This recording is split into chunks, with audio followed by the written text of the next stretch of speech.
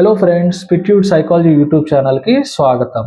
ఈరోజు మనం ఈ వీడియోలో ఒక అద్భుతమైన హ్యాబిట్ గురించి డిస్కస్ చేద్దాం. ఈ హ్యాబిట్ వచ్చేసి 23 హ్యాబిట్ అన్నమాట. 23 హ్యాబిట్ ఇది ఒక సోషల్ హ్యాబిట్.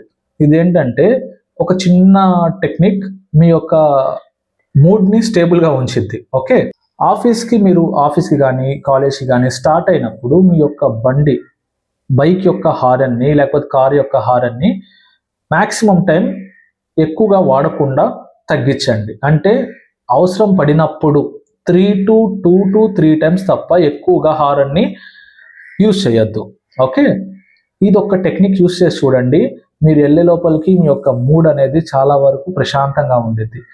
అంటే ఒక లిమిట్లో గినక మీరు వెళ్ళినప్పుడు మాత్రమే మీ యొక్క హారన్ అనేది చాలా తక్కువగా యూజ్ చేయడానికి ఉండిద్ది.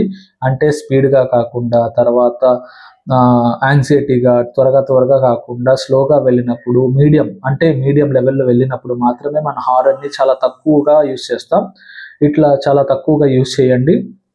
దీనివల్ల మీ యొక్క మెంటల్ పీస్ ఎంత చేంజ్ అయ్యిద్దో మీరు ఒకసారి కింద కామెంట్ బాక్స్లో కామెంట్ చేయండి. ఈ ఒక్క హ్యాబిట్ని ఇంప్లిమెంట్ చేయండి. ఎందుకంటే ఈ హ్యాబిట్ అనేది సైంటిఫిక్ ఎవిడెన్స్ బేస్డ్ హ్యాబిట్ అన్నమాట. చాలా అంటే చాలా ఇంప్రూవ్మెంట్ కనిపించింది. ఓకే, ఈ హ్యాబిట్ని సింపుల్, మీరు ఇంటి దగ్గర నుంచి స్టార్ట్ అయినప్పటి నుంచి ఆఫీస్ కావచ్చు, కాలేజ్ కావచ్చు, వెళ్ళే వరకు మ్యాక్సిమం తక్కువ టైం వరకు హారన్ని మోగించకుండా ప్రయత్నించండి.